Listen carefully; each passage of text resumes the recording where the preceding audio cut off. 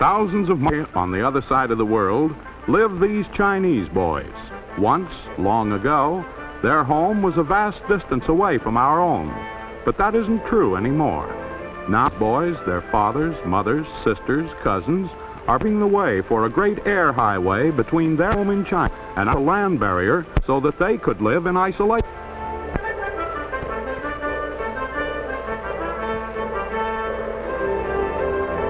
That barrier was the Great Wall of China, stretching for hundreds of miles. When this was built, men could live alone, completely cut off from each other by barriers created by man and nature. Many natural barriers divided the world. Broad oceans, high mountains, endless deserts, forests and rivers, dense jungles where trees and underbrush halted the traveler. Man's first means of transportation was provided by his own 2 feet. Everyone walked except children. They rode. Then man got the idea of riding. He discovered that the wild horses roaming the plains could be tamed. Using camels, he could cross desert barriers to treasures beyond. Donkeys could be used to carry his burdens.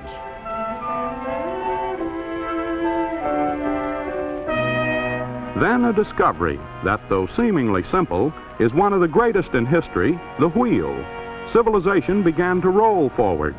People moved out into the world all around them. Many of them carried goods to trade with other people they met on the way. The Great Barrier of Water still remained, but man began to overcome it. From logs, he fashioned the first crude boats. Then he learned to put up sail. Powered by the wind, his ships moved over the Mediterranean and around Africa. In 1492, Columbus disputed the belief that the world was flat.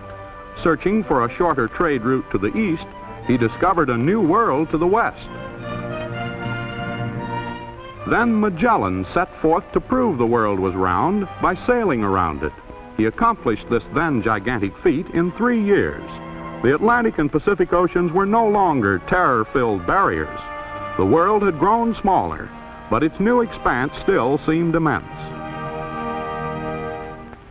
On land, the chief means of transportation for centuries after remained the wheel and the horse. In America, covered wagons blazed a trail to the west. Railroads were made possible by Watt's discovery of steam power. Early trains chugged along at 15 miles an hour. Many people were shocked, said that man was never intended to travel so fast. But as improvements were made, trains went faster and farther.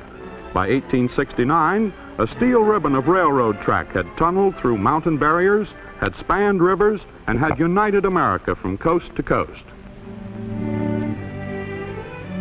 And steam was also used to drive big boats.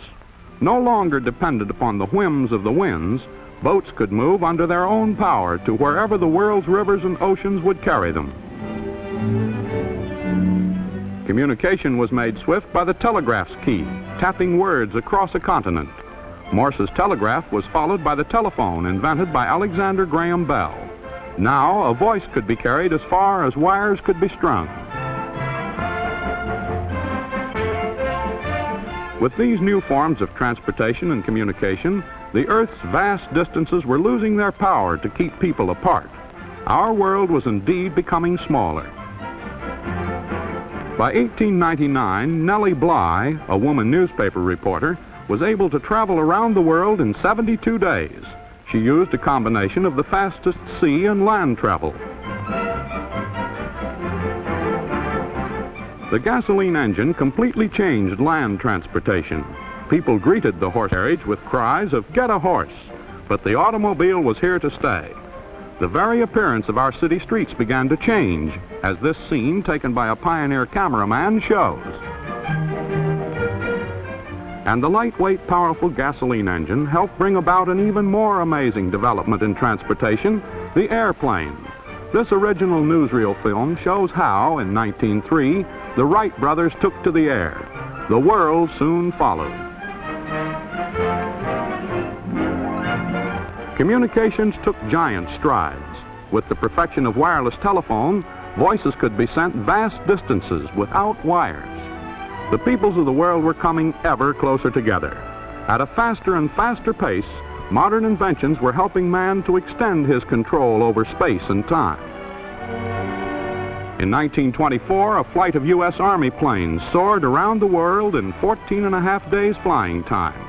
Remember Magellan? He took 3 years.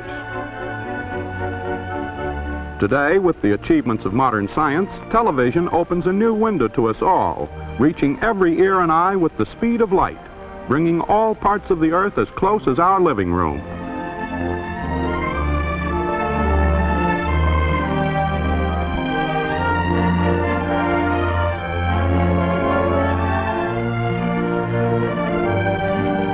Now we no longer speak of modern transportation.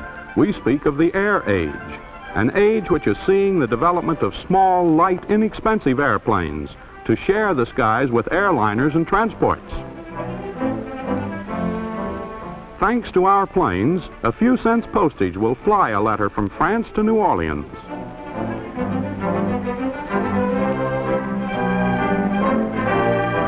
Today, all over our shrinking world, man looks to the skies. The development of new power in the air has brought about terrific speed. This Army jet plane can cross America in the same time it took primitive man to journey a few miles. The 3 years required by Magellan to circle the globe was reduced to 14.5 days by Army planes in 1924. But now, regularly scheduled flights can operate on a timetable of less than a week. Man has so increased his control over distance that it takes just a few days for an around-the-world trip by air. This means that all the people of the world are neighbors, with new relationships, new benefits, and new responsibilities. It means that modern communications may be used to establish a friendly world community. At our fingertips lies the culture of the world. This program, leaving a station in New York, can be flashed to Moscow, London, Paris, Rome.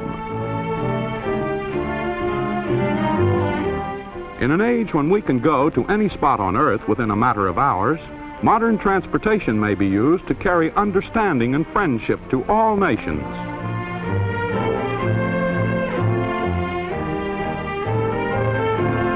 Behind the wheel of an automobile, we can swiftly reach any part of the nation.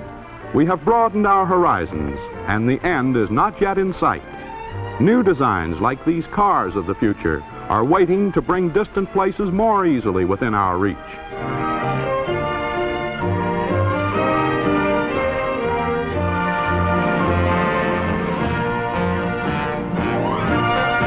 On an Earth linked together by wide highways, no one of us can live apart.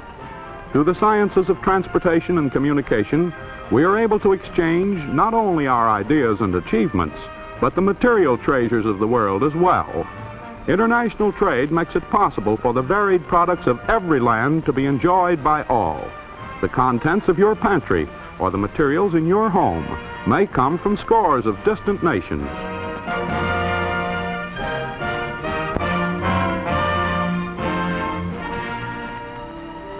It is within the power of all of us to bring about a better way of life for people of all races and nationalities. Our goal must be mutual trust, mutual understanding, mutual respect, so that our most distant friends will know how to live with us and we with them in one family of nations on this shrinking world.